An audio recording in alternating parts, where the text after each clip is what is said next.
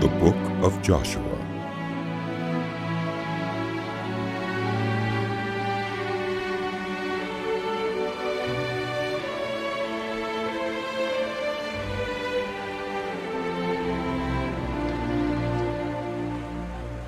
After the death of Moses, the servant of the Lord said to Joshua, son of Nun, Moses' aide, Moses, my servant, is dead. Now then, you and all these people get ready to cross the Jordan River into the land I am about to give to them, to the Israelites. I will give you every place where you set your foot.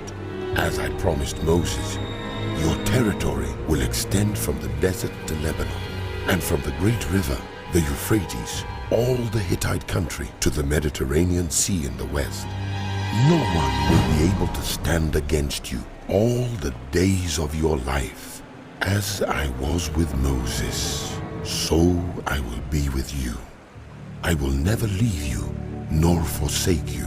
Be strong and courageous, because you will lead these people to inherit the land I swore to their ancestors to give them. Be strong and very courageous. Be careful to obey all the law my servant Moses gave you.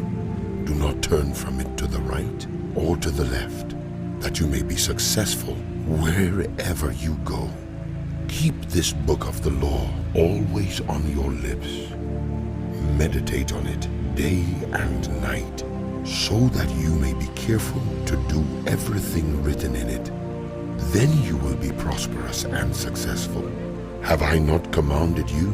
Be strong and courageous. Do not be afraid. Do not be discouraged, for the Lord your God will be with you wherever you go. So Joshua ordered the officers of the people, Go through the camp and tell the people, get your provisions ready. 3 days from now, you will cross the Jordan here to go in and take possession of the land the Lord your God is giving you for your own.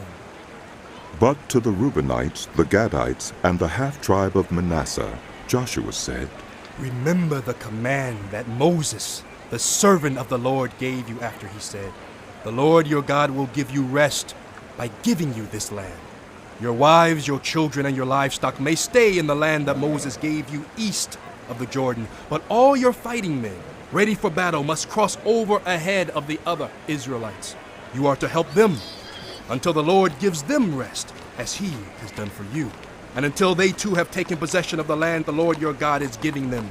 After that, you may go back and occupy your own land, which Moses, the servant of the Lord, gave you east of the Jordan toward the sunrise. Then they answered Joshua, Whatever you have commanded us, we will do, and wherever you send us, we will go.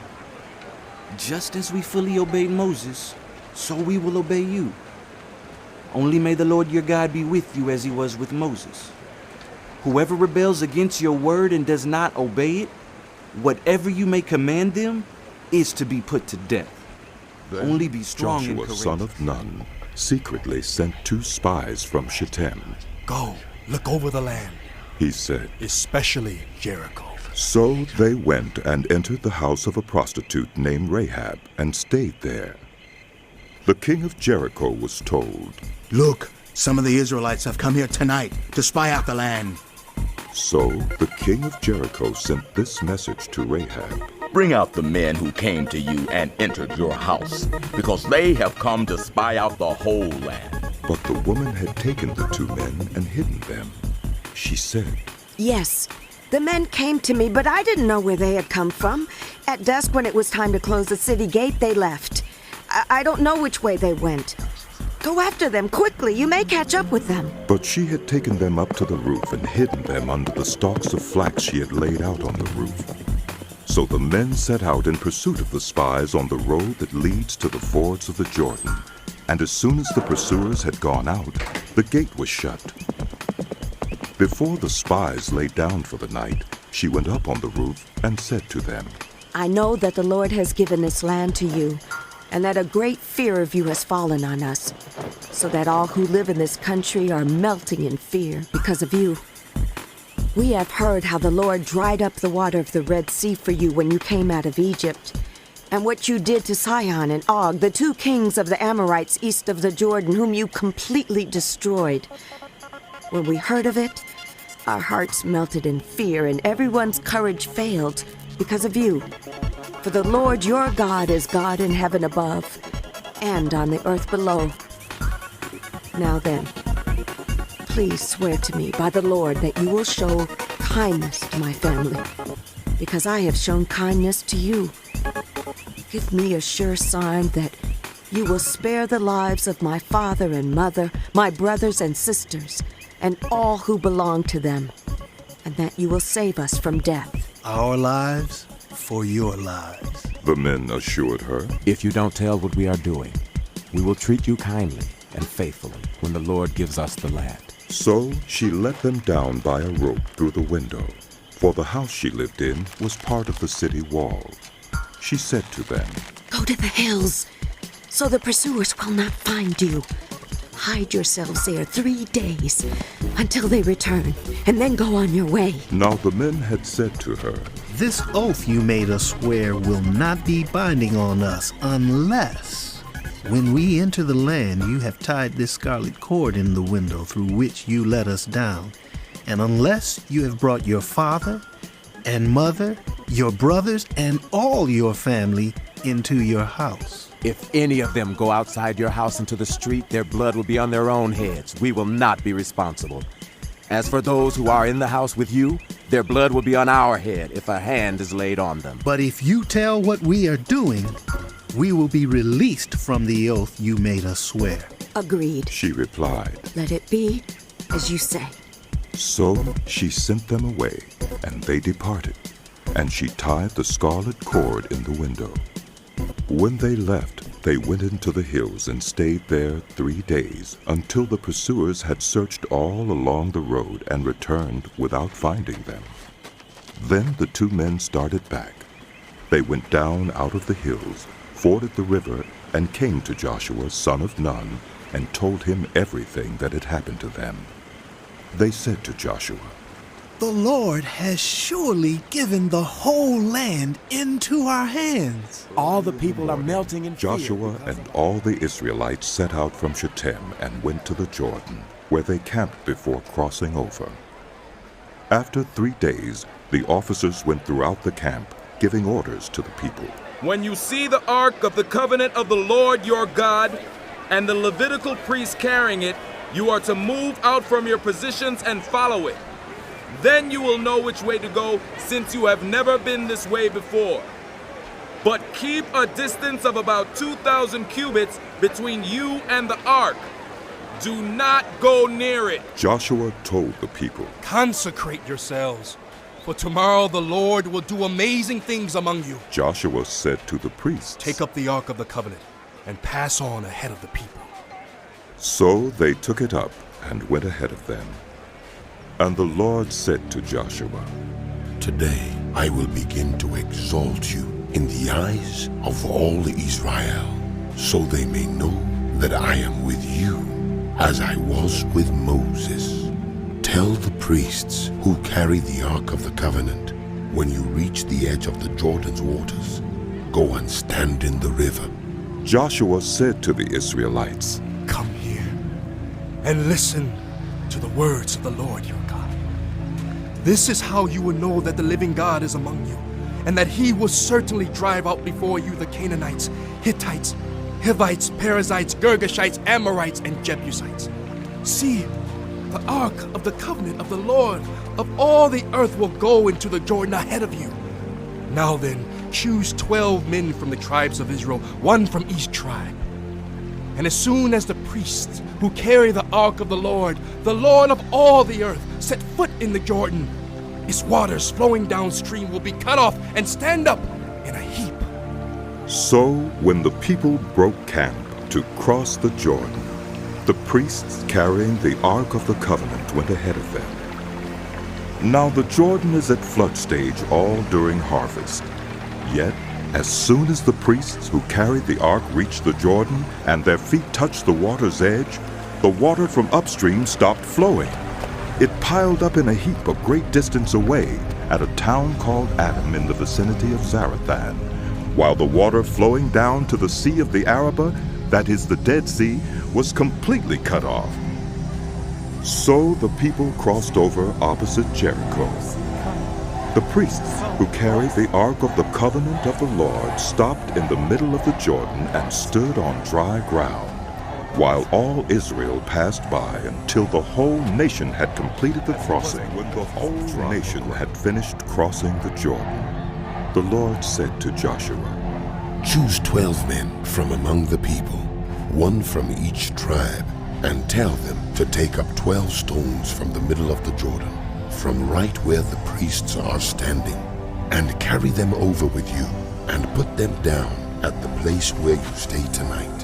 So Joshua called together the 12 men he had appointed from the Israelites, one from each tribe, and said to them, Go over before the ark of the Lord your God into the middle of the Jordan. Each of you is to take up a stone on his shoulder, according to the number of the tribes of the Israelites, to serve as a sign among you. In the future, when your children ask you, What do these stones mean? Tell them that the flow of the Jordan was cut off before the ark of the covenant of the Lord. When it crossed the Jordan, the waters of the Jordan were cut off. These stones are to be a memorial to the people of Israel forever. So the Israelites did as Joshua commanded them. They took 12 stones from the middle of the Jordan, according to the number of the tribes of the Israelites, as the Lord had told Joshua, and they carried them over with them to their camp, where they put them down. Joshua set up the 12 stones that had been in the middle of the Jordan at the spot where the priests who carried the Ark of the Covenant had stood, and they are there to this day.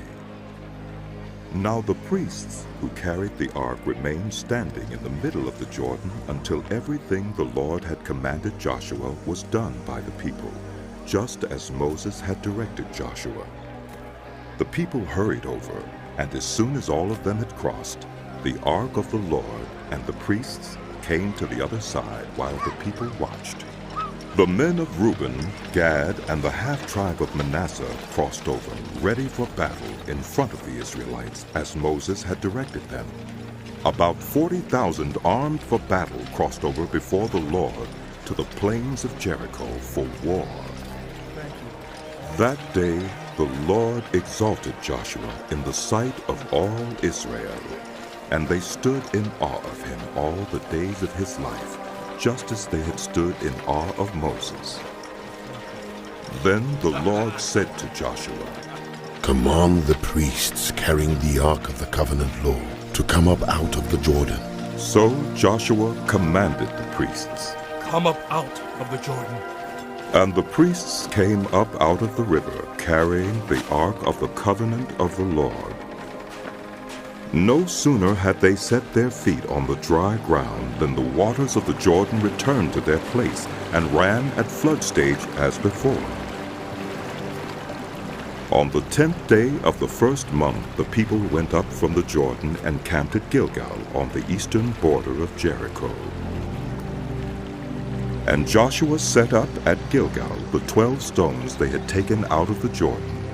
He said to the Israelites, In the future, when your descendants ask their parents, What do these stones mean? Tell them, Israel crossed the Jordan on dry ground, for the Lord your God dried up the Jordan before you until you had crossed over.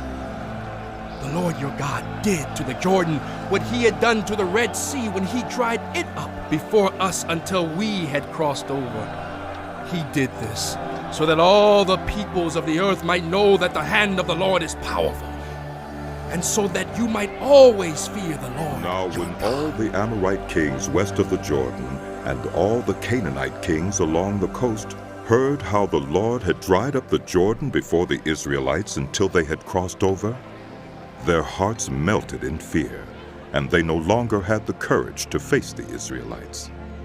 At that time the Lord said to Joshua, Make flint knives and circumcise the Israelites again. So Joshua made flint knives and circumcised the Israelites at Gibeath-Haaraloth.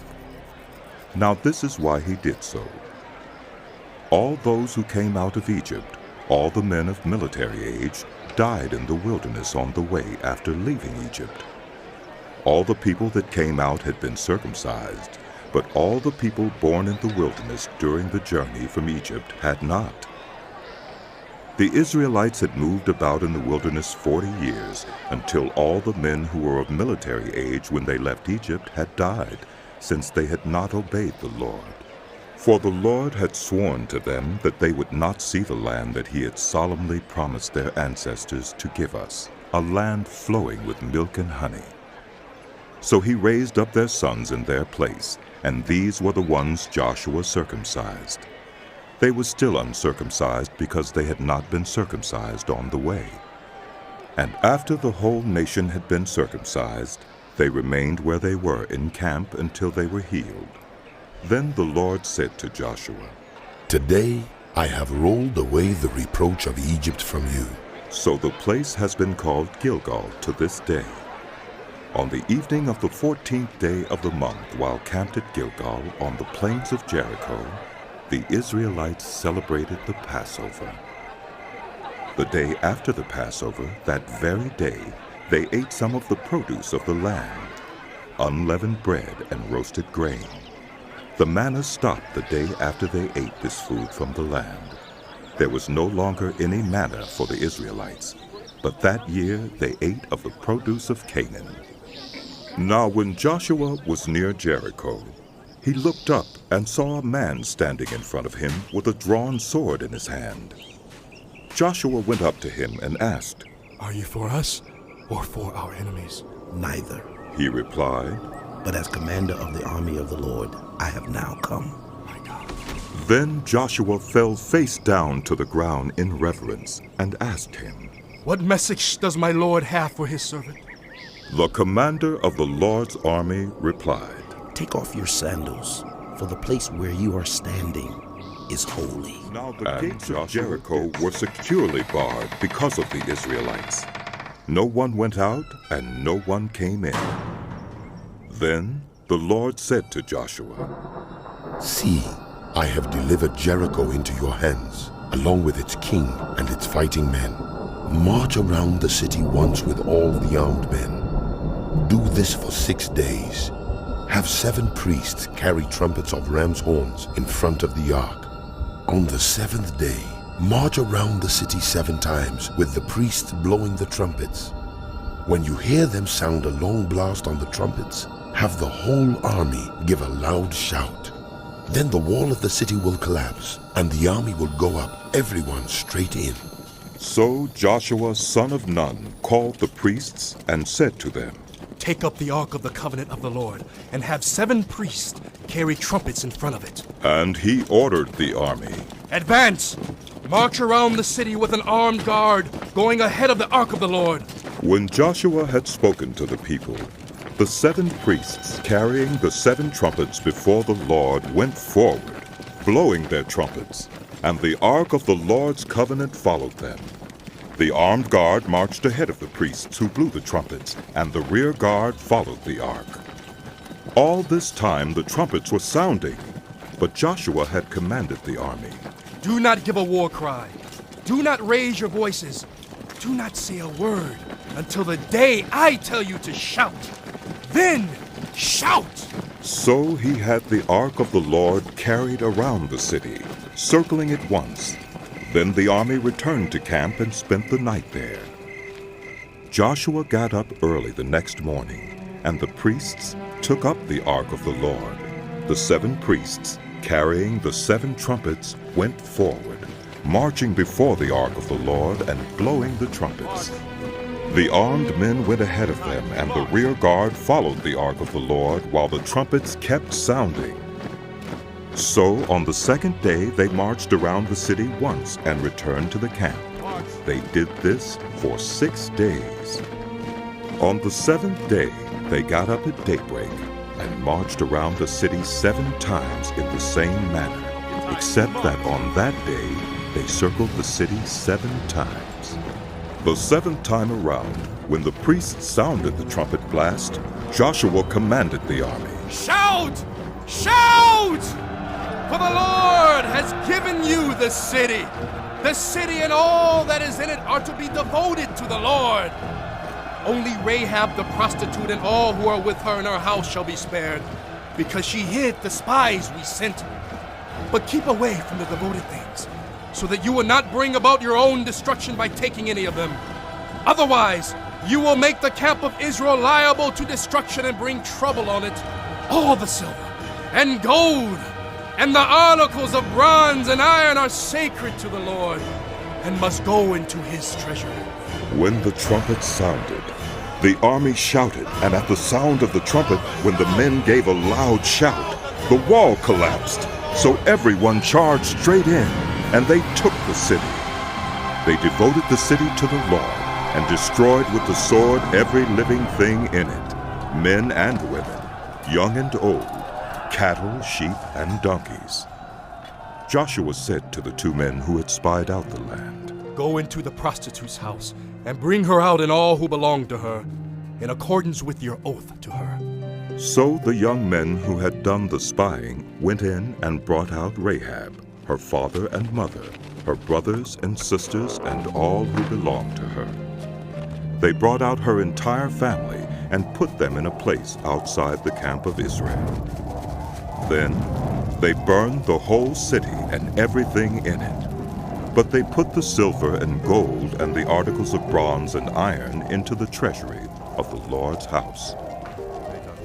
But Joshua spared Rahab the prostitute with her family and all who belonged to her, because she hid the men Joshua had sent as spies to Jericho, and she lives among the Israelites to this day.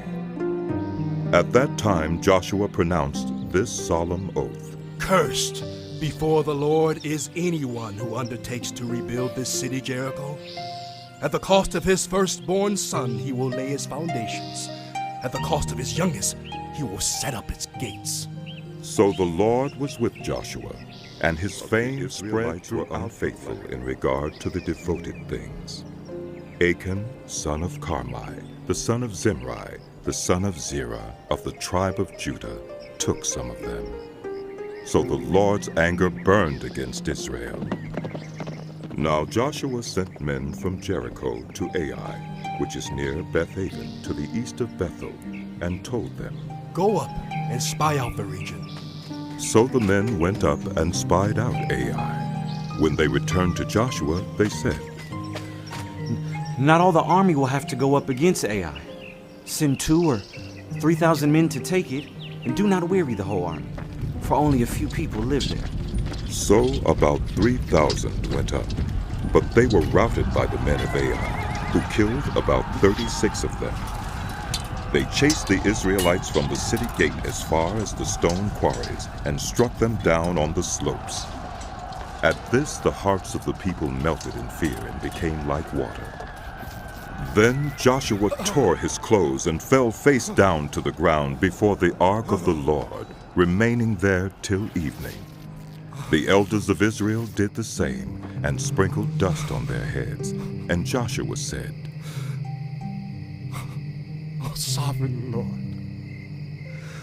why did you ever bring this people across the Jordan to deliver us into the hands of the Amorites to destroy us? If only we had been content to stay on the other side of the Jordan. Pardon your servant, Lord. What can I say now that Israel has been routed by its enemies? The Canaanites and the other people of the country will hear about this, and they will surround us and wipe out our name from the earth. What then will you do for your own great name? The Lord said to Joshua, Stand up. What are you doing down on your face? Israel has sinned. They have violated my covenant which I commanded them to keep. They have taken some of the devoted things. They have stolen, they have lied, they have put them with their own possessions. That is why the Israelites cannot stand against their enemies. They turn their backs and run because they have been made liable to destruction. I will not be with you anymore unless you destroy whatever among you is devoted to destruction. Go, consecrate the people. Tell them, Consecrate yourselves in preparation for tomorrow, for this is what the Lord, the God of Israel, says. There are devoted things among you, Israel. You cannot stand against your enemies until you remove them. In the morning, present yourselves tribe by tribe. The tribe that the Lord chooses shall come forward clan by clan. The clan the Lord chooses shall come forward family by family. And the family the Lord chooses shall come forward man by man. Whoever is caught with the devoted things shall be destroyed by fire, along with all that belongs to him. He has violated the covenant of the Lord and has done an outrageous thing in Israel. Early the next morning, Joshua had Israel come forward by tribes, and Judah was chosen. The clans of Judah came forward, and the Zerahites were chosen. He had the clan of the Zerahites come forward by families, and Zimri was chosen. Joshua had his family come forward man by man, and Achan, son of Carmi, the son of Zimri, the son of Zerah of the tribe of Judah, was chosen. Then Joshua said to Achan, My son, give glory to the Lord, the God of Israel, and honor him. Tell me what you have done. Do not hide it from me. Achan replied, It is true. I have sinned against the Lord, the God of Israel. This is what I have done. When I saw in the plunder a beautiful robe from Babylonia, 200 shekels of silver and a bar of gold weighing 50 shekels, I coveted them and took them. They are hidden in the ground inside my tent with the silver underneath. So Joshua sent messengers, and they ran to the tent, and there it was, hidden in his tent with the silver underneath. They took the things from the tent, brought them to Joshua and all the Israelites, and spread them out before the Lord. Then Joshua, together with all Israel, took Achan, son of Zerah, the silver, the robe, the gold bar, his sons and daughters, his cattle, donkeys, and sheep, his tent, and all that he had, to the valley of Achor. Joshua said, Why have you brought this trouble on us? The Lord will bring trouble on you today. Then all Israel stoned him, and after they had stoned the rest, they burned them. Over Achan they heaped up a large pile of rocks, which remains to this day. Then the Lord turned from his fierce anger. Therefore that place has been called the Valley of Achor ever since. The book of Joshua continued.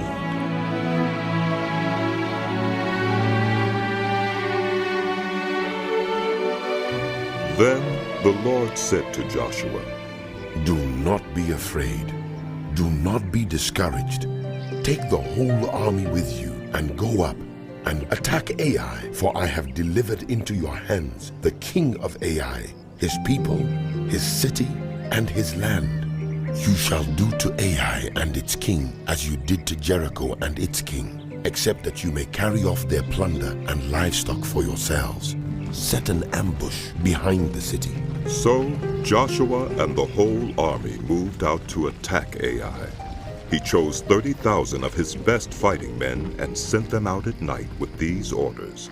Listen carefully. You are to set an ambush behind the city. Don't go very far from it. All of you, be on the alert. I and all those with me will advance on the city, and when the men come out against us as they did before, we will flee from them. They will pursue us until we have lured them away from the city, for they will say, They are running away from us as they did before. So, when we flee from them, you are to rise up from ambush and take the city. The Lord your God will give it into your hand. When you have taken the city, set it on fire. Do what the Lord has commanded. See to it. You have my orders.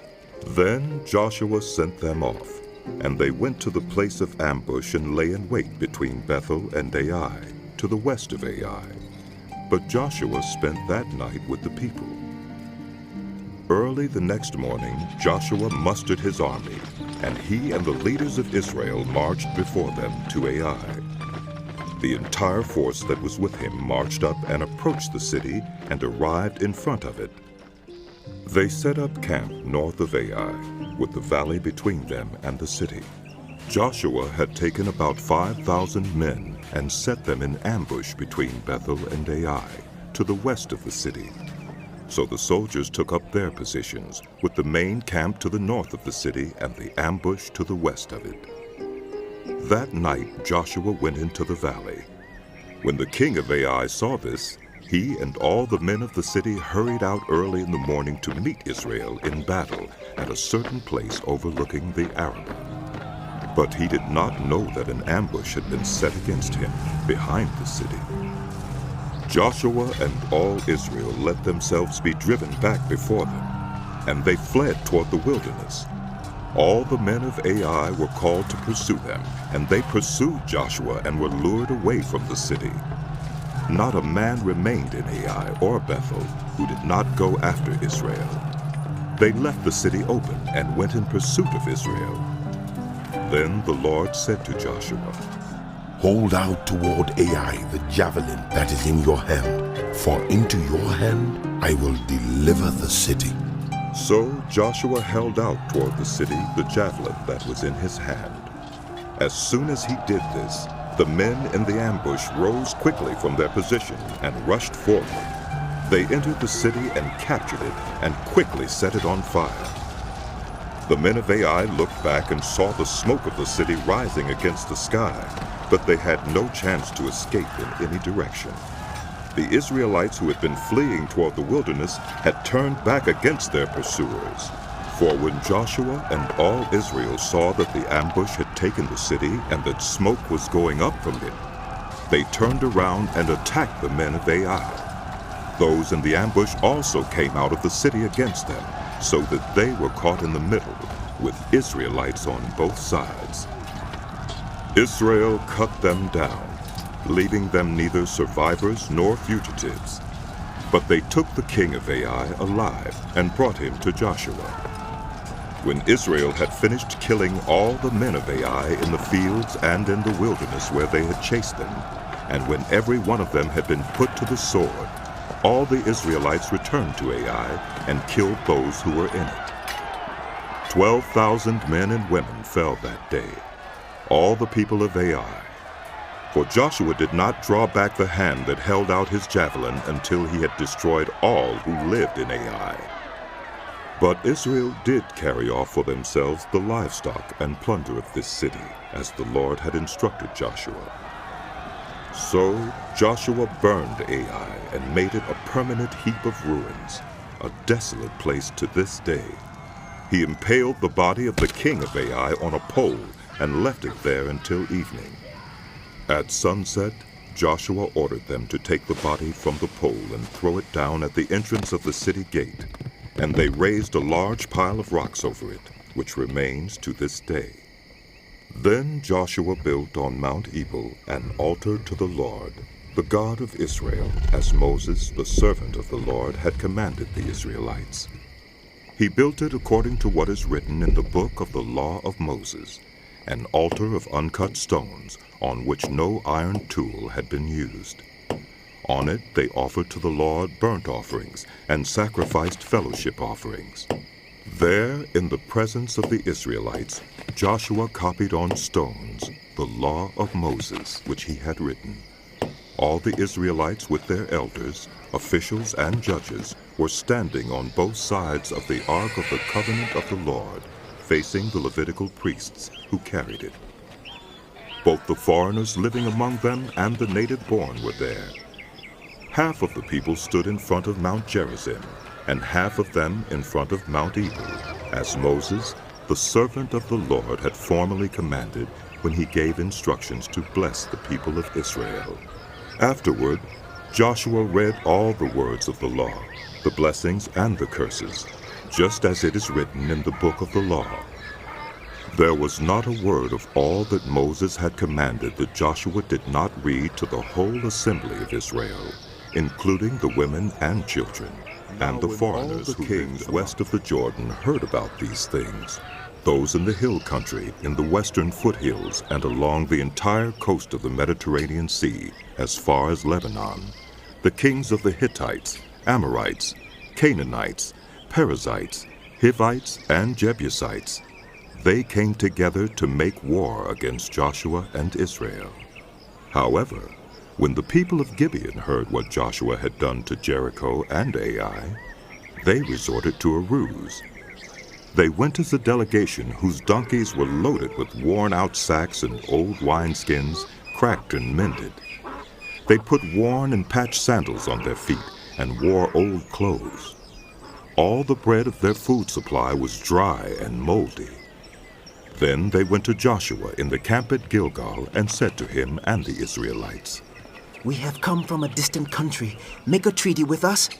The Israelites said to the Hivites, "But perhaps you live near us, so how can we make a treaty with you?" "We are your servants," they said to Joshua. But Joshua asked, "Who are you, and where do you come from?" They answered, "Your servants have come from a very distant country because of the fame of the Lord your God. For we have heard reports of him, all that he did in Egypt, and all that he did to the two kings of the Amorites east of the Jordan, Sihon king of Heshbon, and Og king of Bashan, who reigned in Ashtaroth. And our elders and all those living in our country said to us, 'Take provisions for your journey. Go and meet them and say to them, "We are your servants. Make a treaty with us." This bread of ours was warm when we packed it at home on the day we left to come to you, but now see how dry and moldy it is? And these wineskins that we filled were new, but see how cracked they are? And our clothes and sandals are worn out by the very long journey." The Israelites sampled their provisions, but did not inquire of the Lord. Then Joshua made a treaty of peace with them to let them live, and the leaders of the assembly ratified it by oath. 3 days after they made the treaty with the Gibeonites, the Israelites heard that they were neighbors living near them. So the Israelites set out, and on the 3rd day came to their cities, Gibeon, Kephirah, Beeroth, and Kiriath Jearim. But the Israelites did not attack them, because the leaders of the assembly had sworn an oath to them by the Lord, the God of Israel. The whole assembly grumbled against the leaders, but all the leaders answered, "We have given them our oath by the Lord, the God of Israel, and we cannot touch them now. This is what we will do to them. We will let them live, so that God's wrath will not fall on us for breaking the oath we swore to them." They continued, "Let them live, but let them be woodcutters and water carriers for the entire community." So the leader's promise to them was kept. Then Joshua summoned the Gibeonites and said, "Why did you deceive us by saying we live a long way from you, while actually you live near us? You are now under a curse. You will never cease to serve as woodcutters and water carriers for the house of my God." They answered Joshua, "Your servants were clearly told how the Lord your God had commanded his servant Moses to give you the whole land and to wipe out all its inhabitants from before you. So we feared for our lives because of you, and that is why we did this. We are now in your hands. Do to us whatever seems good and right to you." So Joshua saved them from the Israelites, and they did not kill them. That day he made the Gibeonites woodcutters and water carriers for the community and for the altar of the Lord at the place the Lord would choose. And that is what they are. Adonizedek, king of Jerusalem, heard that Joshua had taken Ai and totally destroyed it, doing to Ai and its king as he had done to Jericho and its king, and that the people of Gibeon had made a treaty of peace with Israel and had become their allies. He and his people were very much alarmed at this, because Gibeon was an important city, like one of the royal cities. It was larger than Ai, and all its men were good fighters. So Adonizedek, king of Jerusalem, appealed to Hoham, king of Hebron, Piram, king of Jarmuth, Japhiah, king of Lachish, and Deber, king of Eglon. "Come up and help me attack Gibeon, because it has made peace with Joshua and the Israelites." Then the 5 kings of the Amorites, the kings of Jerusalem, Hebron, Jarmuth, Lachish, and Eglon joined forces. They moved up with all their troops and took up positions against Gibeon and attacked it. The Gibeonites then sent word to Joshua in the camp at Gilgal. Do not abandon your servants. Come up to us quickly and save us. Help us, because all the Amorite kings from the hill country have joined forces against us. So Joshua marched up from Gilgal with his entire army, including all the best fighting men. The Lord said to Joshua, Do not be afraid of them. I have given them into your hand. Not one of them will be able to withstand you. After an all-night march from Gilgal, Joshua took them by surprise.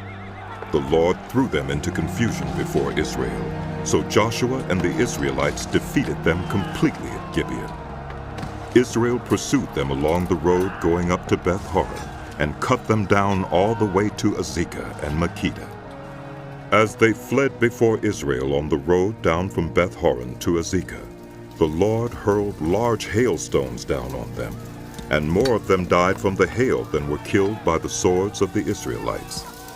On the day the Lord gave the Amorites over to Israel, Joshua said to the Lord in the presence of Israel, Sun, stand still over Gibeon, and you, moon, over the valley of Ajalon. So the sun stood still, and the moon stopped, till the nation avenged itself on its enemies, as it is written in the book of Jasher. The sun stopped in the middle of the sky and delayed going down about a full day. There has never been a day like it before or since, a day when the Lord listened to a human being. Surely the Lord was fighting for Israel. Then Joshua returned with all Israel to the camp at Gilgal. Now the 5 kings had fled and hidden in the cave at Makkedah. When Joshua was told that the 5 kings had been found hiding in the cave at Makkedah, he said, Roll large rocks up to the mouth of the cave and post some guards there. But don't stop. Pursue your enemies. Attack them from the rear and don't let them reach their cities. For the Lord your God has given them into your hand. So Joshua and the Israelites defeated them completely, but a few survivors managed to reach their fortified cities. The whole army then returned safely to Joshua in the camp at Makkedah, and no one uttered a word against the Israelites. Joshua said, Open the mouth of the cave and bring those 5 kings out to me. So they brought the 5 kings out of the cave, the kings of Jerusalem, Hebron, Jarmuth, Lachish, and Eglon. When they had brought these kings to Joshua, he summoned all the men of Israel and said to the army commanders who had come with him, Come here and put your feet on the necks of these kings. So they came forward and placed their feet on their necks. Joshua said to them, Do not be afraid. Do not be discouraged. Be strong and courageous. This is what the Lord will do to all the enemies you are going to fight. Then Joshua put the kings to death and exposed their bodies on 5 poles, and they were left hanging on the poles until evening. At sunset, Joshua gave the order, and they took them down from the poles and threw them into the cave where they had been hiding. At the mouth of the cave, they placed large rocks, which are there to this day. That day, Joshua took Makkedah. He put the city and its king to the sword and totally destroyed everyone in it. He left no survivors, and he did to the king of Makkedah as he had done to the king of Jericho.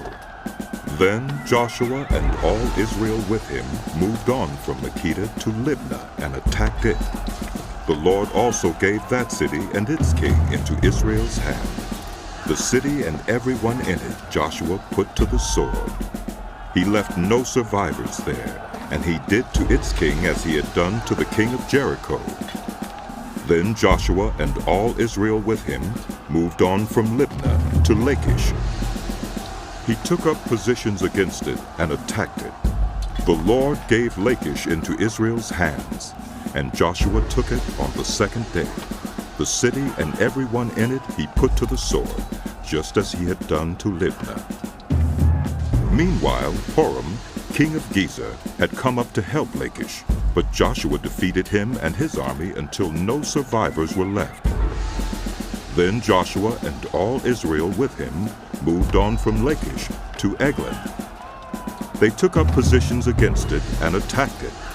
They captured it that same day and put it to the sword and totally destroyed everyone in it, just as they had done to Lachish. Then Joshua and all Israel with him went up from Eglon to Hebron and attacked it. They took the city and put it to the sword, together with its king, its villages, and everyone in it. They left no survivors, just as at Eglon.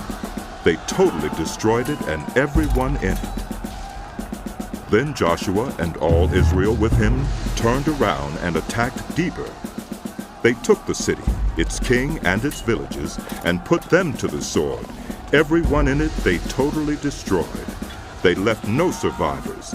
They did to Debir and its king as they had done to Libnah and its king, and to Hebron. So Joshua subdued the whole region, including the hill country, the Negev, the western foothills, and the mountain slopes, together with all their kings. He left no survivors. He totally destroyed all who breathed, just as the Lord, the God of Israel, had commanded. Joshua subdued them from Kadesh Barnea to Gaza, and from the whole region of Goshen to Gibeon. All these kings and their lands Joshua conquered in one campaign, because the Lord, the God of Israel, fought for Israel. Then Joshua returned with all Israel to the camp at Gilgal. When Jabin, king of Hazor, heard of this, he sent word to Jobab, king of Madon, to the kings of Shimron and Akshaph, and to the northern kings who were in the mountains in the Arabah south of Kinnereth, in the western foothills, and in Naphoth Dor on the west, to the Canaanites in the east and west, to the Amorites, Hittites, Perizzites, and Jebusites in the hill country, and to the Hivites below Hermon in the region of Mizpah. They came out with all their troops, and a large number of horses and chariots, a huge army, as numerous as the sand on the seashore. All these kings joined forces and made camp together at the waters of Merom to fight against Israel. The Lord said to Joshua, "Do not be afraid of them, because by this time tomorrow I will hand all of them, slain, over to Israel. You are to hamstring their horses and burn their chariots." So Joshua and his whole army came against them suddenly at the waters of Merom and attacked them, and the Lord gave them into the hand of Israel. They defeated them and pursued them all the way to Greater Sidon, to Misrephoth-Maim, and to the valley of Mizpah on the east, until no survivors were left. Joshua did to them as the Lord had directed. He hamstrung their horses and burned their chariots. At that time, Joshua turned back and captured Hazor and put its king to the sword. Hazor had been the head of all these kingdoms. Every one in it they put to the sword. They totally destroyed them, not sparing any one that breathed, and he burned Hazor itself. Joshua took all these royal cities and their kings and put them to the sword. He totally destroyed them, as Moses, the servant of the Lord, had commanded. Yet Israel did not burn any of the cities built on their mounds, except Hazor, which Joshua burned. The Israelites carried off for themselves all the plunder and livestock of these cities, but all the people they put to the sword, until they completely destroyed them, not sparing any one that breathed. As the Lord commanded his servant Moses, so Moses commanded Joshua, and Joshua did it. He left nothing undone of all that the Lord commanded Moses. So Joshua took this entire land, the hill country, all the Negev, the whole region of Goshen, the western foothills, the Arabah, and the mountains of Israel with their foothills, from Mount Halak, which rises toward Seor, to Baal Gad in the valley of Lebanon below Mount Hermon. He captured all their kings and put them to death. Joshua waged war against all these kings for a long time, except for the Hivites living in Gibeon. Not one city made a treaty of peace with the Israelites, who took them all in battle. For it was the Lord himself who hardened their hearts to wage war against Israel, so that he might destroy them totally exterminating them without mercy as the Lord had commanded Moses. At that time Joshua went and destroyed the Anakites from the hill country, from Hebron, Debir, and Anab, from all the hill country of Judah, and from all the hill country of Israel. Joshua totally destroyed them and their towns. No Anakites were left in Israelite territory. Only in Gaza, Gath, and Ashdod did any survive. So Joshua took the entire land, just as the Lord had directed Moses, and he gave it as an inheritance to Israel according to their tribal divisions. Then the land had rest. These are the kings of the land whom the Israelites had defeated and whose territory they took over east of the Jordan from the Arnon Gorge to Mount Hermon, including all the eastern side of the Arabah. Sihon, king of the Amorites, who reigned in Heshbon. He ruled from Aurora on the rim of the Arnon Gorge, from the middle of the gorge to the Jabbok River, which is the border of the Ammonites. This included half of Gilead. He also ruled over the eastern Arabah from the Sea of Galilee to the Sea of the Arabah, that is, the Dead Sea, to Beth Jeshimoth, and then southward below the slopes of Pisgah. And the territory of Og, king of Bashan, one of the last of the Rephaites who reigned in Ashtaroth and Edrei. He ruled over Mount Hermon, Salucah, all of Bashan to the border of the people of Gesher and Maacah, and half of Gilead to the border of Sihon, king of Heshbon. Moses, the servant of the Lord, and the Israelites conquered them. And Moses, the servant of the Lord, gave their land to the Reubenites, the Gadites, and the half-tribe of Manasseh to be their possession. These are the kings of the land that Joshua and the Israelites conquered on the west side of the Jordan, from Baal-Gad in the valley of Lebanon to Mount Halak, which rises toward Seir. Their lands Joshua gave as an inheritance to the tribes of Israel according to their tribal divisions: the hill country, the western foothills, the Arabah, the mountain slopes, the wilderness and the Negev, the lands of the Hittites, Amorites, Canaanites, Perizzites, Hivites, and Jebusites. The king of Jericho, 1. The king of Ai, near Bethel, 1. The king of Jerusalem, 1. The king of Hebron, 1. The king of Jarmuth, 1. The king of Lachish, 1. The king of Eglon, 1. The king of Gezer, 1. The king of Deber, 1. The king of Geder, 1. The king of Hormah, 1. The king of Arad, 1. The king of Libnah, 1. The king of Adullam, 1. The king of Megiddo, 1. The king of Bethel, 1. The king of Tappuah, 1. The king of Hepher, 1. The king of Aphek, 1. The king of Lasharon, 1. The king of Madon, 1. The king of Hazor, 1. The king of Shimron-Meron, 1. The king of Akshaph, 1. The king of Taanach, 1. The king of Megiddo, 1. The king of Kedesh, 1. The king of Jokneam in Carmel, 1. The king of Dor in Naphath Dor, 1. The king of Goyim in Gilgal, 1. The king of Tirzah, 1.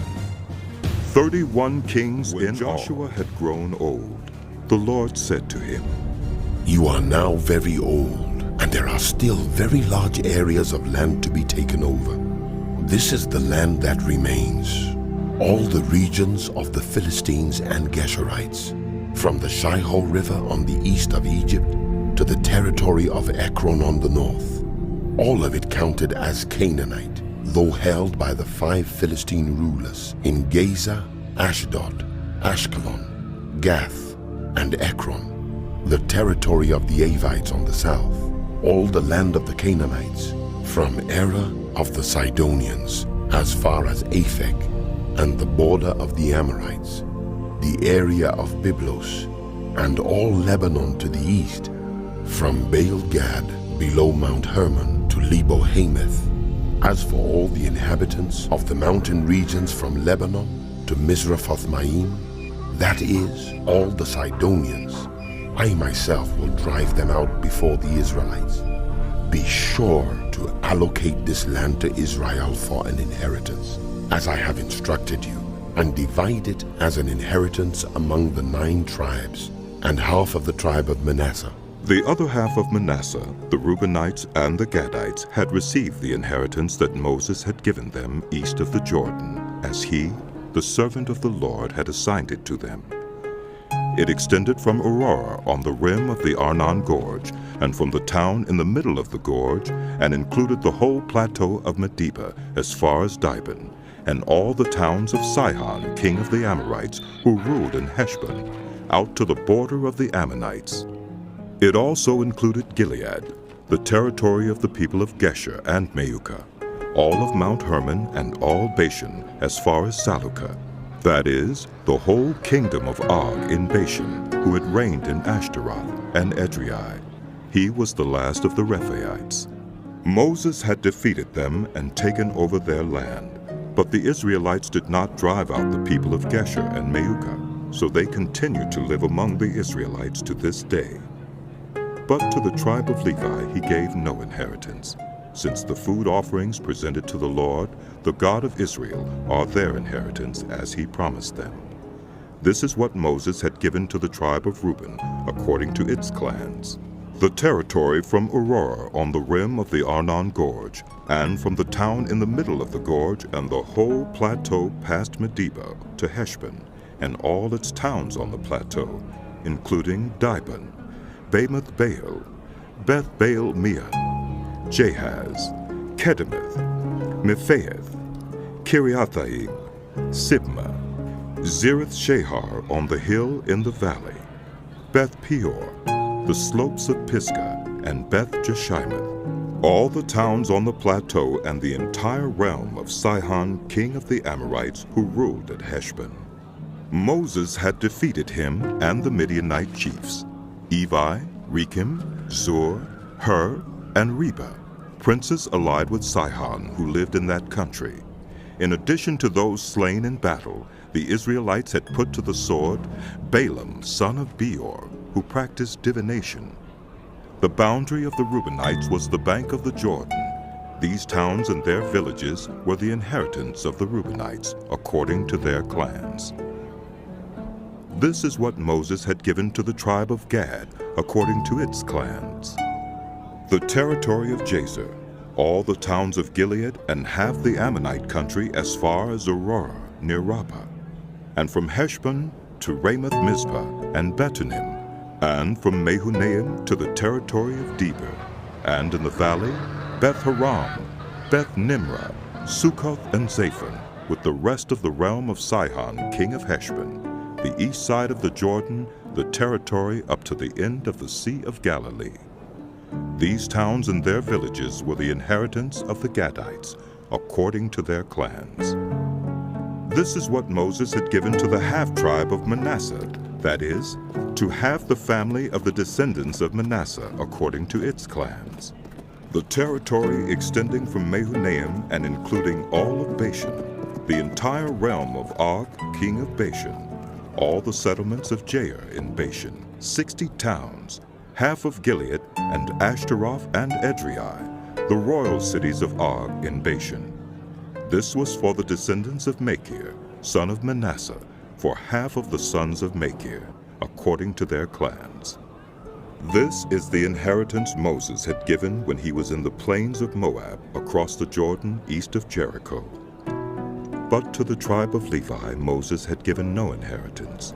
The Lord, the God of Israel, is their inheritance, Now these as are the the areas the Israelites received as an inheritance in the land of Canaan, which Eleazar the priest, Joshua, son of Nun, and the heads of the tribal clans of Israel allotted to them.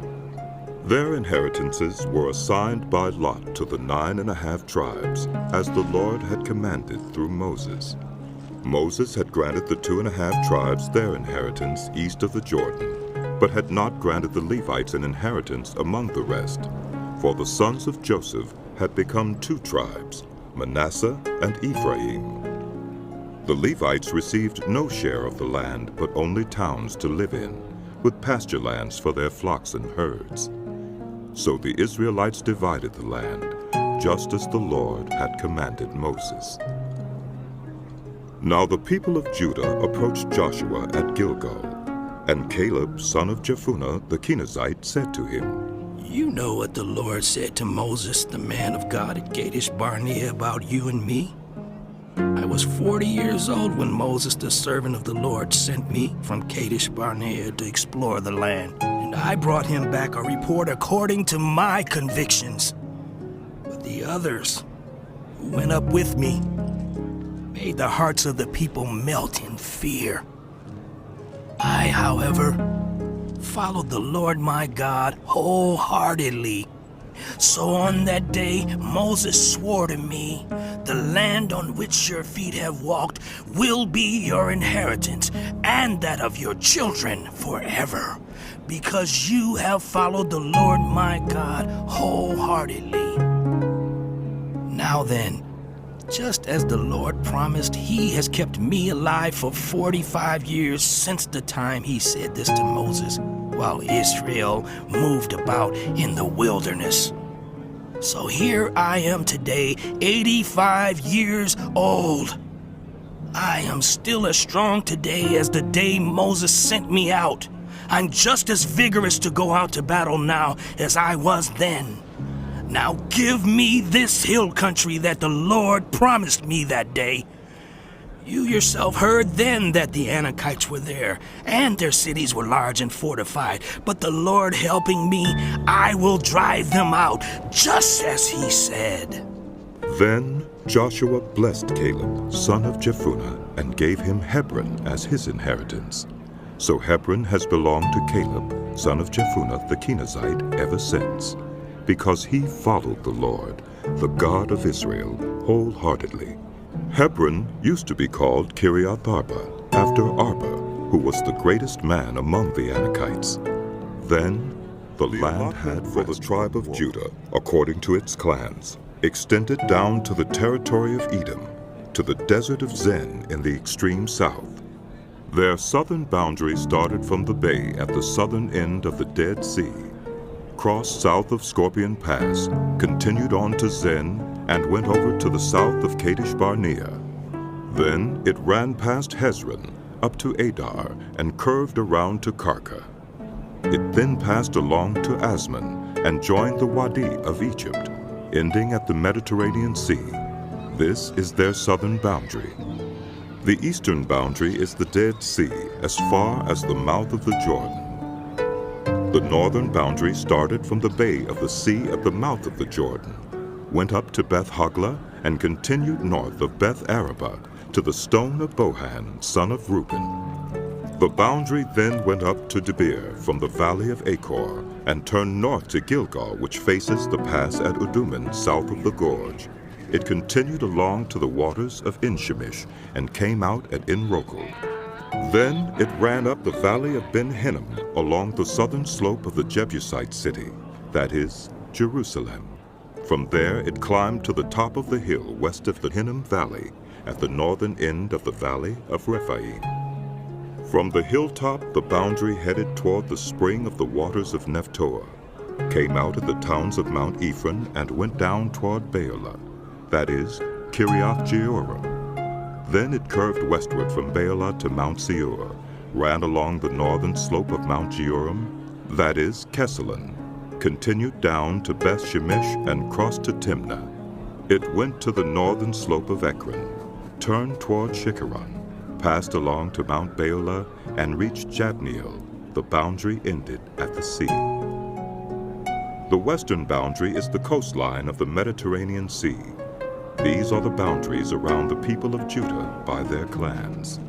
In accordance with the Lord's command to him, Joshua gave to Caleb, son of Jephunneh, a portion in Judah, Kiriath Arba, that is, Hebron.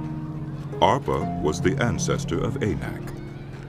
From Hebron, Caleb drove out the three Anakites, Sheshai, Uhiman, and Talmai, the sons of Anak. From there he marched against the people living in Debir, formerly called Kiriath Sepher. And Caleb said, I will give my daughter Achsah in marriage to the man who attacks and captures Kiriath Sepher. Othniel, son of Kenaz, Caleb's brother, took it. So Caleb gave his daughter Achsah to him in marriage. One day when she came to Othniel, she urged him to ask her father for a field. When she got off her donkey, Caleb asked her, "What can I do for you?" She replied, "Do me a special favor. Since you have given me land in the Negev, give me also springs of water." So Caleb gave her the upper and lower springs. This is the inheritance of the tribe of Judah according to its clans. The southernmost towns of the tribe of Judah in the Negev toward the boundary of Edom were Kebzeel, Eder, Jager, Kaina, Dimona, Adudah, Kedesh, Hazer, Ithnan, Ziph, Telem, Bealoth, Hazer Hadattah, Kiriath Hezron, that is, Hazor, Amam, Shema, Moladah, Hazer Gaddah, Heshmon, Beth Pelet, Hazer Shaul, Beersheba, Biziothiah, Baalah, Ayim, Ezem, El-Tolad, Kisel, Hormah, Ziklag, Madmannah, Sansannah, Libaoth, Shillim, Ain, and Rimmon, a total of 29 towns and their villages.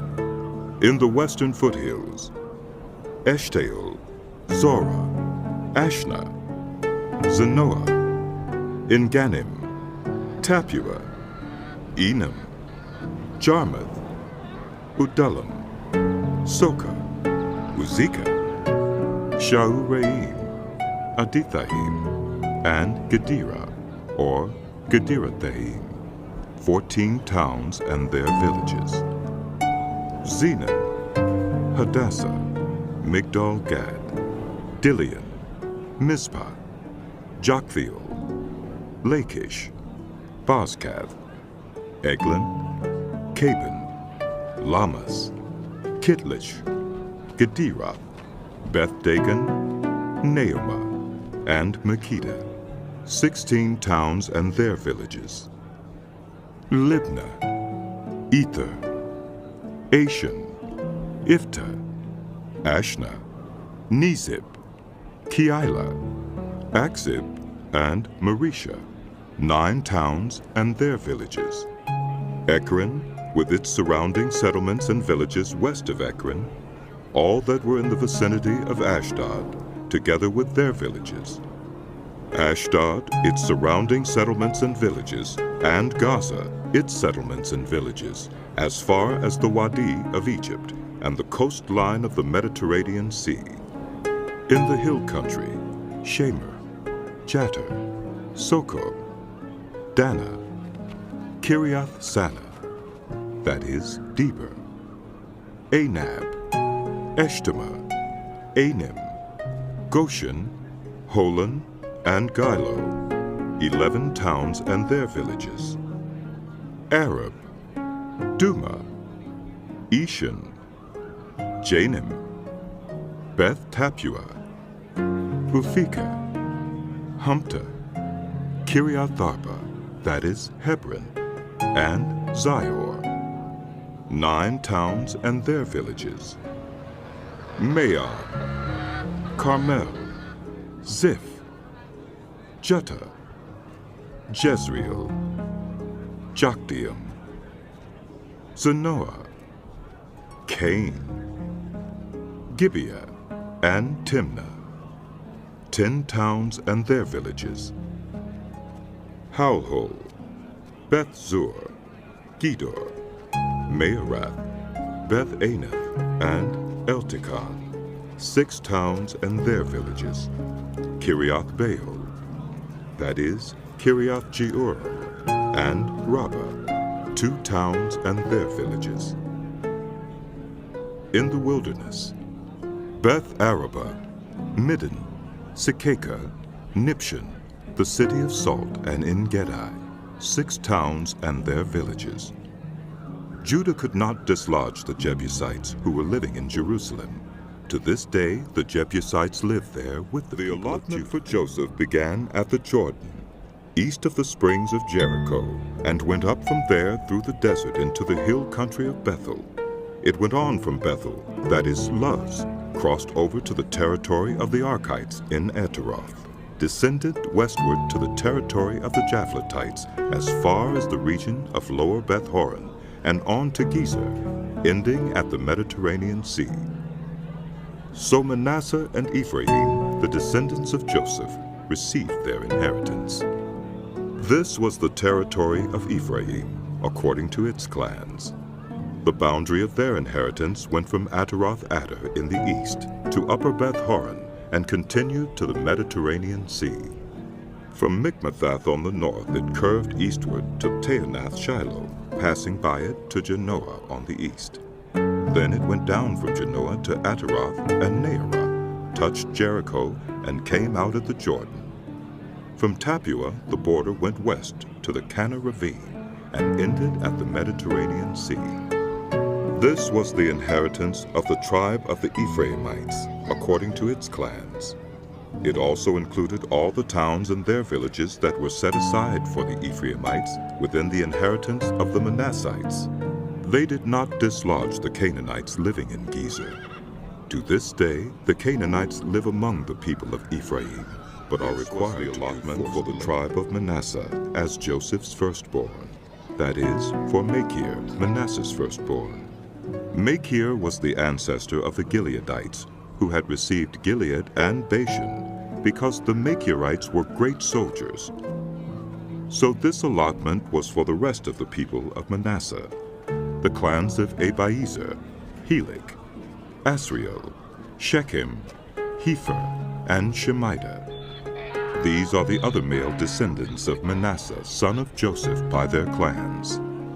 Now Zelophehad, son of Hepher, the son of Gilead, the son of Machir, the son of Manasseh, had no sons, but only daughters, whose names were Mahlah, Noah, Hoglah, Milcah, and Tirzah. They went to Eleazar the priest, Joshua son of Nun, and the leaders, and said, "The Lord commanded Moses to give us an inheritance among our relatives." So Joshua gave them an inheritance along with the brothers of their father, according to the Lord's command. Manasseh's share consisted of 10 tracts of land besides Gilead and Bashan east of the Jordan, because the daughters of the tribe of Manasseh received an inheritance among the sons. The land of Gilead belonged to the rest of the descendants of Manasseh.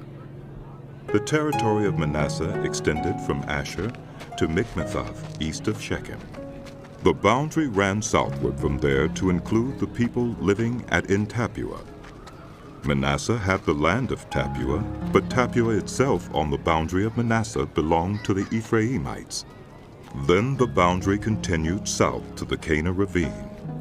There were towns belonging to Ephraim lying among the towns of Manasseh, but the boundary of Manasseh was the northern side of the ravine and ended at the Mediterranean Sea. On the south, the land belonged to Ephraim, on the north, to Manasseh. The territory of Manasseh reached the Mediterranean Sea and bordered Asher on the north and Issachar on the east. Within Issachar and Asher, Manasseh also had Beth-shan, Ibleam, and the people of Dor, Endor, Teonak, and Megiddo, together with their surrounding settlements. The third in the list is Naphath. Yet the Manassites were not able to occupy these towns, for the Canaanites were determined to live in that region. However, when the Israelites grew stronger, they subjected the Canaanites to forced labor, but did not drive them out completely. The people of Joseph said to Joshua, "Why have you given us only one allotment and one portion for an inheritance? We are a numerous people, and the Lord has blessed us abundantly." "If you are so numerous," Joshua answered, "and if the hill country of Ephraim is too small for you, go up into the forest and clear land for yourselves there in the land of the Perizzites and Rephaites." The people of Joseph replied, "The hill country is not enough for us, and all the Canaanites who live in the plain have chariots fitted with iron, both those in Bethshan and its settlements, and those in the valley of Jezreel." But Joshua said to the house of Joseph, to Ephraim and Manasseh, You are numerous and very powerful. You will have not only one allotment, but the forested hill country as well. Clear it, and its farthest limits will be yours. Though the Canaanites have chariots fitted with iron, and though they are strong. Assembly of the Israelites gathered at Shiloh and set up the tent of meeting there. The country was brought under their control, but there were still 7 Israelite tribes who had not yet received their inheritance. So Joshua said to the Israelites, How long will you wait before you begin to take possession of the land that the Lord, the God of your ancestors, has given you? Appoint 3 men from each tribe.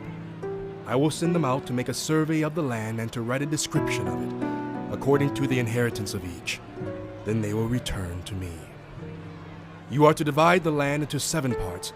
Judah is to remain in his territory on the south, and the house of Joseph in his territory on the north. After you have written descriptions of the 7 parts of the land, bring them here to me, and I will cast lots for you in the presence of the Lord our God. The Levites, however, do not get a portion among you, because the priestly service of the Lord is their inheritance.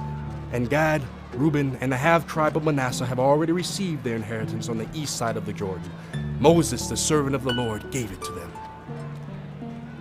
As the men started on their way to map out the land, Joshua instructed them, Go and make a survey of the land and write a description of it.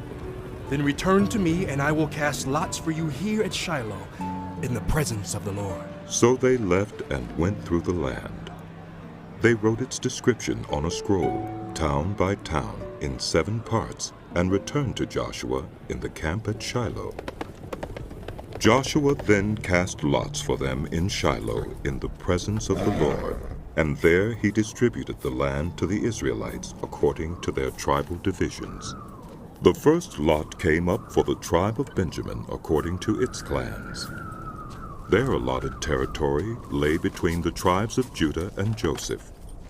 On the north side, their boundary began at the Jordan, passed the northern slope of Jericho, and headed west into the hill country, coming out at the wilderness of Beth-aven. From there it crossed to the south slope of Luz, that is, Bethel, and went down to Ataroth-Adar, on the hill south of lower Beth-horon. From the hill facing Beth-horon on the south, the boundary turned south along the western side and came out at Kiriath-Baal, that is, Kiriath-Jearim, a town of the people of Judah. This was the western side. The southern side began at the outskirts of Kiriath-Jearim on the west, and the boundary came out at the spring of the waters of Nephtoah. The boundary went down to the foot of the hill, facing the valley of Ben Hinnom, north of the valley of Rephaim.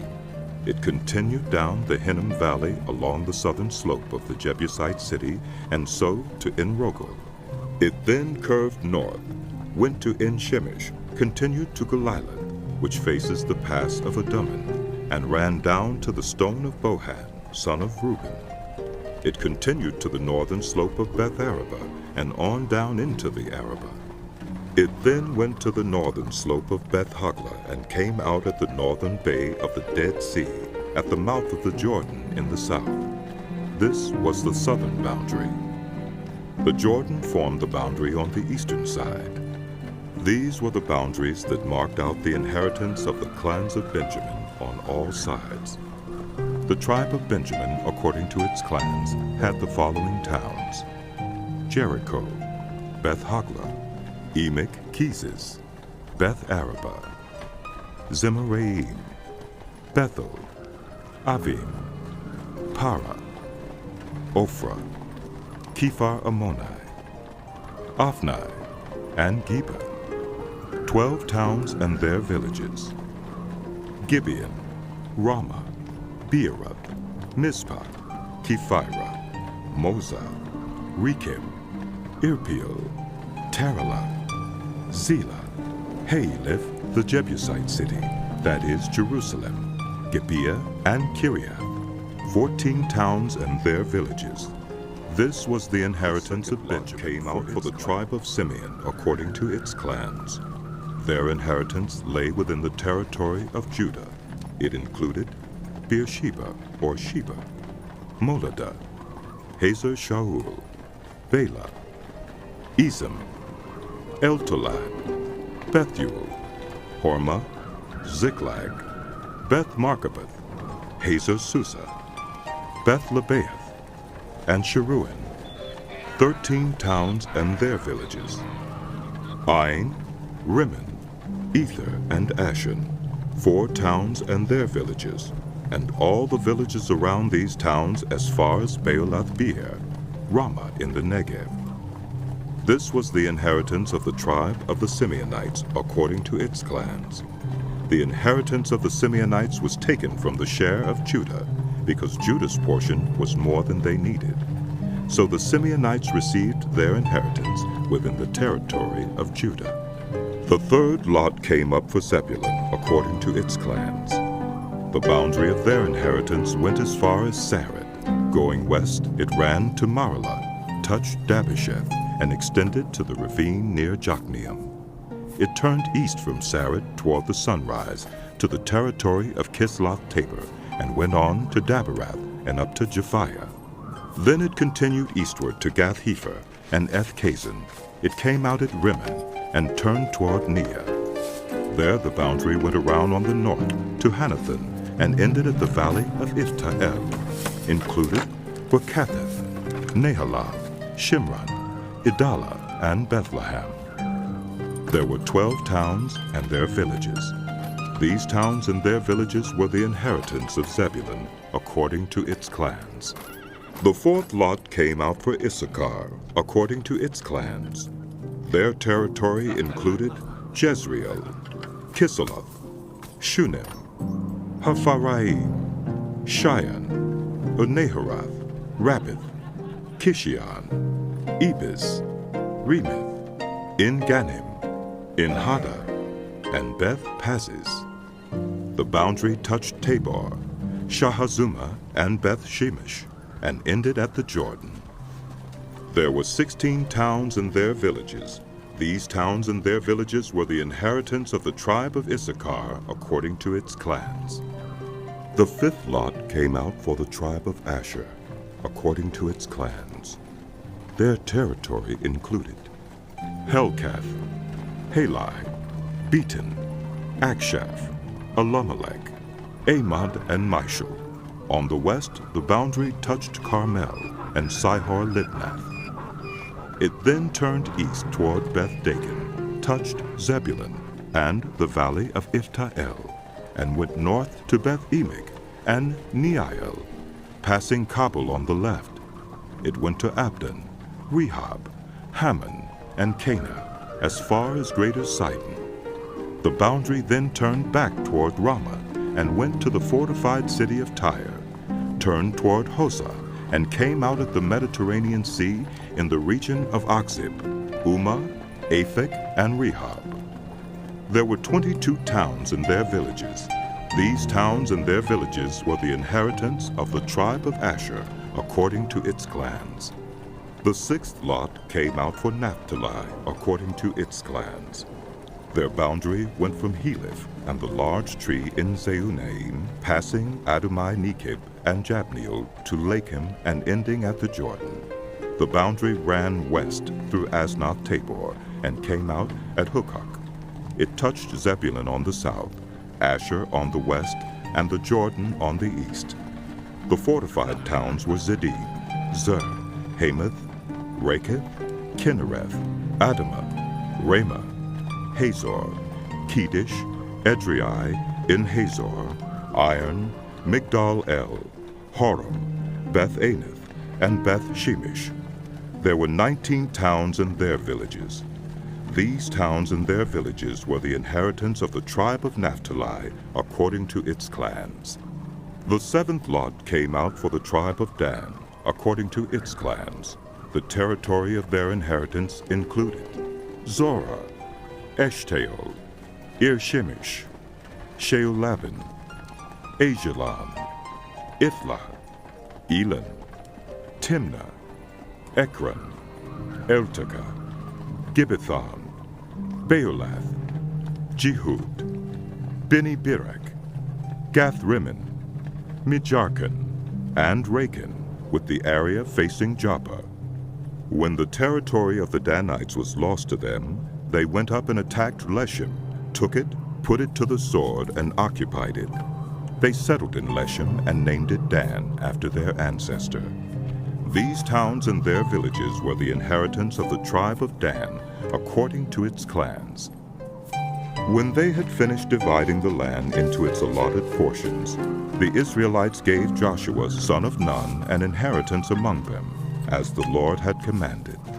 They gave him the town he asked for, Timnath-Serah, in the hill country of Ephraim, and he built up the town and settled there.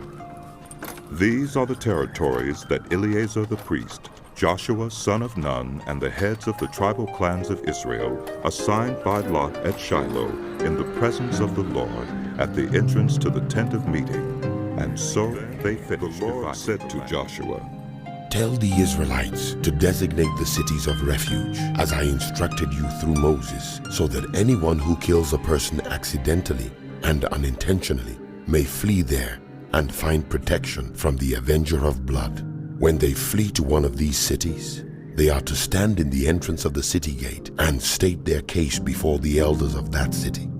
Then the elders are to admit them into their city and give them a place to live with them. If the avenger of blood pursues them, the elders must not surrender the accused, because they killed their neighbor unintentionally and without malice, aforethought. They are to stay in that city until they have stood trial before the assembly, and until the death of the high priest who is serving at that time. Then they may go back to their own home in the town from which they fled. So they set apart Kedesh in Galilee in the hill country of Naphtali, Shechem in the hill country of Ephraim, and Kiriath Arba, that is, Hebron, in the hill country of Judah. East of the Jordan, on the other side from Jericho, they designated Bezer in the wilderness on the plateau in the tribe of Reuben, Ramoth in Gilead in the tribe of Gad, and Golan in Bashan in the tribe of Manasseh.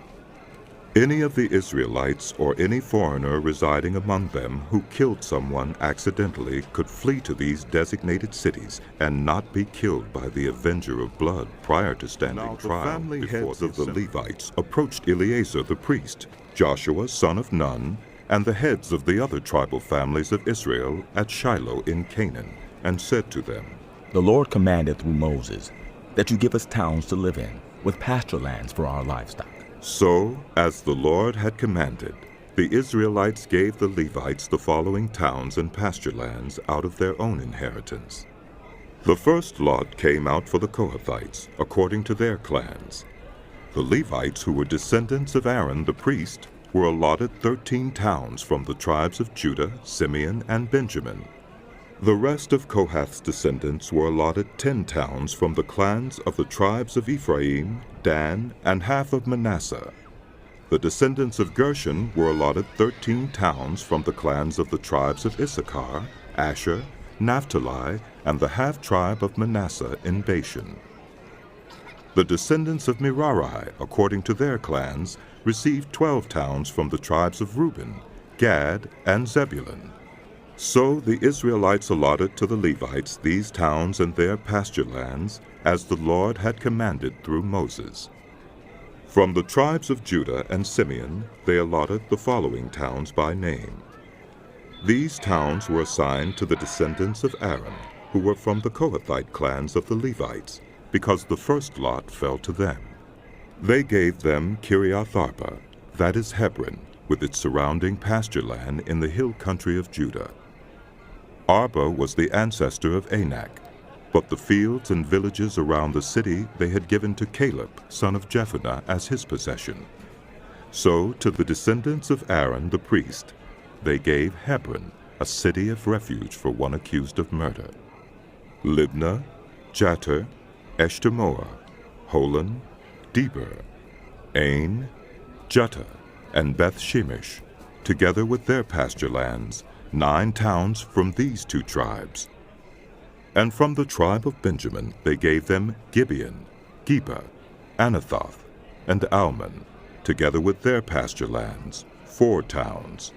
The total number of towns for the priests, the descendants of Aaron came to 13, together with their pasture lands. The rest of the Kohathite clans of the Levites were allotted towns from the tribe of Ephraim. In the hill country of Ephraim they were given Shechem, a city of refuge for one accused of murder, and Gezer, Kibzaim, and Beth-horon, together with their pasture lands, 4 towns. Also from the tribe of Dan they received Eltekeh, Gibbethon, Ajalon, and Gath-rimmon, together with their pasture lands, 4 towns. From half the tribe of Manasseh they received Taanach and Gath-rimmon, together with their pasture lands, 2 towns. All these 10 towns and their pasture lands were given to the rest of the Kohathite clans. The Levite clans of the Gershonites were given, from the half-tribe of Manasseh, Golan in Bashan, a city of refuge for one accused of murder, and Be-eshterah, together with their pasture lands, 2 towns. From the tribe of Issachar, Kishion, Daberath, Jarmuth, and Engannim, together with their pasture lands, 4 towns. From the tribe of Asher, Mishal, Abdon, Helkath, and Rehob, together with their pasture lands, 4 towns. From the tribe of Naphtali, Kedesh in Galilee, a city of refuge for one accused of murder, Hamath-dor and Kartan, together with their pasture lands, 3 towns. The total number of towns of the Gershonite clans came to 13, together with their pasture lands. The Merarite clans, the rest of the Levites, were given from the tribe of Zebulun, Jokneam, Karta, Dimnah, and Nahalal, together with their pasture lands, 4 towns. From the tribe of Reuben, Bezer, Jahaz, Kedemoth, and Mephaath, together with their pasture lands, 4 towns. From the tribe of Gad, Ramoth in Gilead, a city of refuge for one accused of murder, Mehunaim, Heshbon, and Jazer, together with their pasture lands, 4 towns in all. The total number of towns allotted to the Merarite clans, who were the rest of the Levites, came to 12. The towns of the Levites in the territory held by the Israelites were 48 in all, together with their pasture lands. Each of these towns had pasture lands surrounding it. This was true for all these towns. So the Lord gave Israel all the land he had sworn to give their ancestors, and they took possession of it and settled there. The Lord gave them rest on every side, just as he had sworn to their ancestors. Not one of their enemies withstood them. The Lord gave all their enemies into their hands. Not one of all the Lord's good promises to the house of Israel failed. Every one was fulfilled. The book of Joshua continued.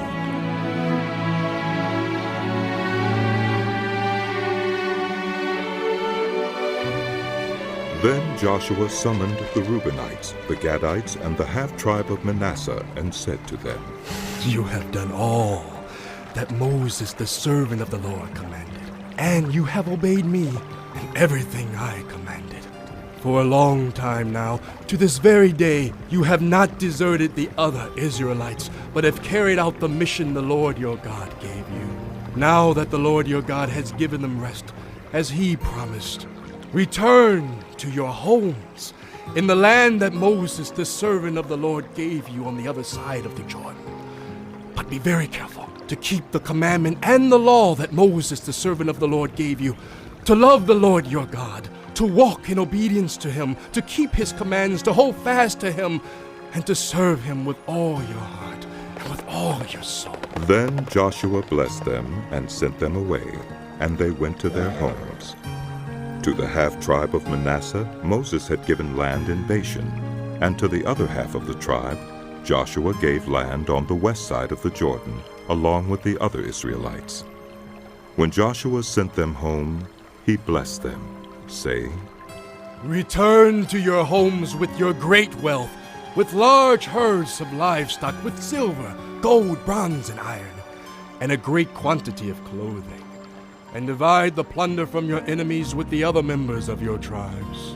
So the Reubenites, the Gadites, and the half-tribe of Manasseh left the Israelites at Shiloh in Canaan to return to Gilead, their own land, which they had acquired in accordance with the command of the Lord through Moses. When they came to Geliloth near the Jordan in the land of Canaan, the Reubenites, the Gadites, and the half-tribe of Manasseh built an imposing altar there by the Jordan. And when the Israelites heard that they had built the altar on the border of Canaan at Geliloth near the Jordan on the Israelite side, the whole assembly of Israel gathered at Shiloh to go to war against them. So the Israelites sent Phinehas, son of Eleazar, the priest, to the land of Gilead, to Reuben, Gad, and the half-tribe of Manasseh.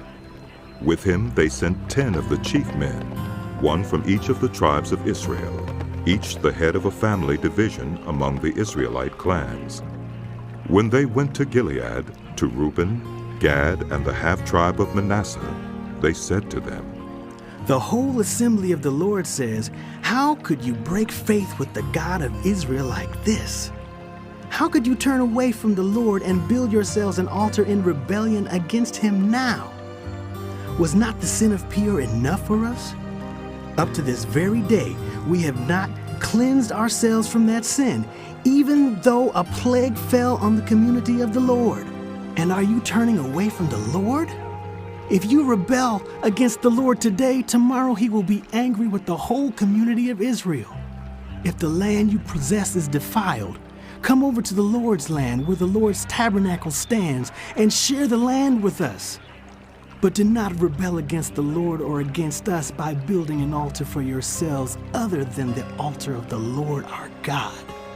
When Achan son of Zerah was unfaithful in regard to the devoted things, did not wrath come on the whole community of Israel? He was not the only one who died for his sin." Then Reuben, Gad, and the half-tribe of Manasseh replied to the heads of the clans of Israel, "The mighty one, God the Lord. The mighty one, God the Lord, he knows, and let Israel know. If this has been in rebellion or disobedience to the Lord, do not spare us this day. If we have built our own altar to turn away from the Lord and to offer burnt offerings and grain offerings, or to sacrifice fellowship offerings on it, may the Lord himself call us to account. No, we did it for fear that someday your descendants might say to ours, 'What do you have to do with the Lord, the God of Israel?' The Lord has made the Jordan a boundary between us and you Reubenites and Gadites. You have no share in the Lord, so your descendants might cause ours to stop fearing the Lord. That is why we said, 'Let us get ready and build an altar, but not for burnt offerings or sacrifices. On the contrary, it is to be a witness between us and you, and the generations that follow, that we will worship the Lord at his sanctuary with our burnt offerings, sacrifices, and fellowship offerings. Then in the future, your descendants will not be able to say to ours, 'You have no share in the Lord.'" And we said, "If they ever say this to us or to our descendants, we will answer, 'Look at the replica of the Lord's altar which our people built, not for burnt offerings and sacrifices, but as a witness between us and you. Far be it from us to rebel against the Lord and turn away from him today by building an altar for burnt offerings, grain offerings, and sacrifices, other than the altar of the Lord our God that stands before his tabernacle." When Phinehas the priest and the leaders of the community, the heads of the clans of the Israelites, heard what Reuben, Gad, and Manasseh had to say, they were pleased. And Phinehas, son of Eleazar the priest, said to Reuben, Gad, and Manasseh, "Today we know that the Lord is with us because you have not been unfaithful to the Lord in this matter. Now you have rescued the Israelites from the Lord's hand." Then Phinehas, son of Eleazar the priest, and the leaders returned to Canaan from their meeting with the Reubenites and Gadites in Gilead, and reported to the Israelites. They were glad to hear the report and praised God. And they talked no more about going to war against them to devastate the country where the Reubenites and the Gadites lived. And the Reubenites and the Gadites gave the altar this name, "A witness between us, that the long time had passed, and the Lord had given Israel rest from all their enemies around them. Joshua, by then a very old man, summoned all Israel, their elders, leaders, judges, and officials, and said to them, I am very old. You yourselves have seen everything the Lord your God has done to all these nations for your sake. It was the Lord your God who fought for you. Remember how I have allotted, as an inheritance for your tribes, all the land of the nations that remain, the nations I conquered, between the Jordan and the Mediterranean Sea in the west. The Lord your God himself will push them out for your sake. He will drive them out before you, and you will take possession of their land as the Lord your God promised you. Be very strong. Be careful to obey all that is written in the book of the law of Moses, without turning aside to the right or to the left. Do not associate with these nations that remain among you. Do not invoke the names of their gods or swear by them. You must not serve them or bow down to them, but you are to hold fast to the Lord your God as you have until now. The Lord has driven out before you great and powerful nations. To this day no one has been able to withstand you. One of you routs 1,000 because the Lord your God fights for you, just as he promised.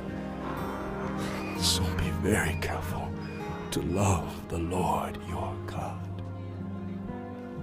But if you turn away and ally yourselves with the survivors of these nations that remain among you, and if you intermarry with them and associate with them, then you may be sure that the Lord your God will no longer drive out these nations before you. Instead, they will become snares and traps for you, whips on your backs and thorns in your eyes, until you perish from this good land which the Lord your God has given you. Now, I am about to go the way of all the earth. You know with all your heart and soul that not one of all the good promises the Lord your God gave you has failed. Every promise has been fulfilled. Not one has failed.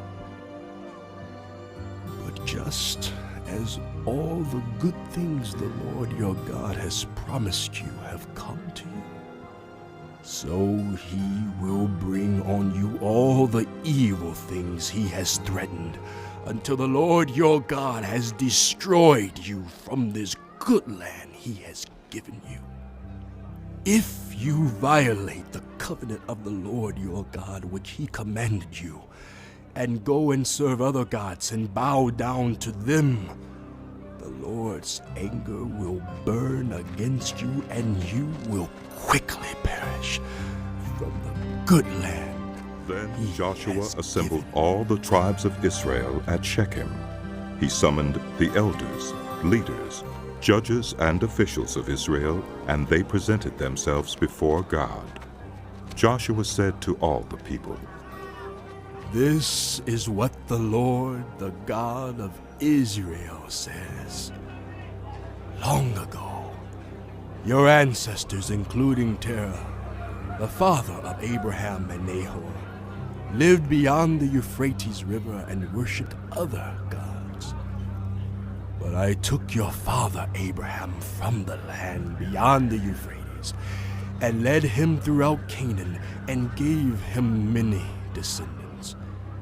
I gave him Isaac, and to Isaac I gave Jacob and Esau. I assigned the hill country of Seir to Esau, but Jacob and his family went down to Egypt. Then I sent Moses and Aaron, and I afflicted the Egyptians by what I did there, and I brought you out. When I brought your people out of Egypt, you came to the sea and the Egyptians pursued them with chariots and horsemen as far as the Red Sea. But they cried to the Lord for help, and he put darkness between you and the Egyptians. He brought the sea over them and covered them. You saw with your own eyes what I did to the Egyptians. Then you lived in the wilderness for a long time. I brought you to the land of the Amorites who lived east of the Jordan. They fought against you, but I gave them into your hands. I destroyed them from before you, and you took possession of their land. When Balak, son of Zippor, the king of Moab, prepared to fight against Israel, he sent for Balaam, son of Beor, to put a curse on you. But I would not listen to Balaam, so he blessed you again and again, and I delivered you out of his hand. Then you crossed the Jordan and came to Jericho. The citizens of Jericho fought against you, as did also the Amorites, Perizzites, Canaanites, Hittites, Girgashites, Hivites, and Jebusites. But I gave them into your hands. I sent the hornet ahead of you, which drove them out before you, also the 2 Amorite kings. You did not do it with your own sword and bow, so I gave you a land on which you did not toil, and cities you did not build, and you live in them, and eat from vineyards and olive groves that you did not plant. Now, fear the Lord and serve him with all faithfulness. Throw away the gods your ancestors worshipped beyond the Euphrates River and in Egypt, and serve the Lord. But if serving the Lord seems undesirable to you, then choose for yourselves this day whom you will serve, whether the gods your ancestors served beyond the Euphrates, or the gods of the Amorites in whose land you are living. But as for me and my household, we will serve the Lord. Then the people answered, Far be it from us to forsake the Lord, to serve other gods. It was the Lord our God himself who brought us and our parents up out of Egypt, from that land of slavery, and performed those great signs before our eyes. He protected us on our entire journey and among all the nations through which we traveled.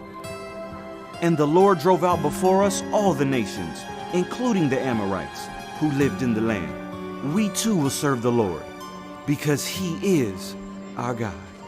Joshua said to the people, You are not able to serve the Lord.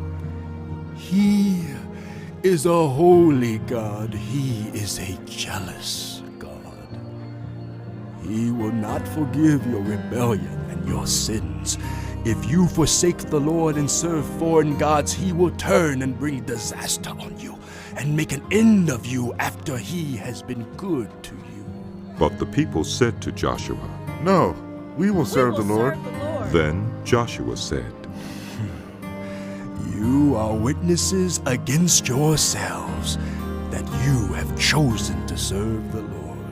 Yes, we are witnesses. Yes. They replied. Now then, said Joshua, throw away the foreign gods that are among you, and yield your hearts to the Lord, the God of Israel. And the people said to Joshua, We will serve the Lord our God and obey him. On that day Joshua made a covenant for the people, and there at Shechem he reaffirmed for them decrees and laws. And Joshua recorded these things in the book of the law of God. Then he took a large stone and set it up there under the oak, near the holy place of the Lord. See, he said to all the people, this stone will be a witness against us. It has heard all the words the Lord has said to us. It will be a witness against you if you are untrue to your Then Joshua dismissed the people, each to their own inheritance. After these things, Joshua, son of Nun, the servant of the Lord, died at the age of 110, and they buried him in the land of his inheritance at Timnath-Serah in the hill country of Ephraim, north of Mount Gaash. Israel served the Lord throughout the lifetime of Joshua and of the elders who outlived him and who had experienced everything the Lord had done for Israel. And Joseph's bones, which the Israelites had brought up from Egypt, were buried at Shechem in the tract of land that Jacob bought for 100 pieces of silver from the sons of Hamor, the father of Shechem. This became the inheritance of Joseph's descendants. And Eleazar, son of Aaron, died and was buried at Gibeah, which had been allotted to his son Phinehas, in the hill country of Ephraim.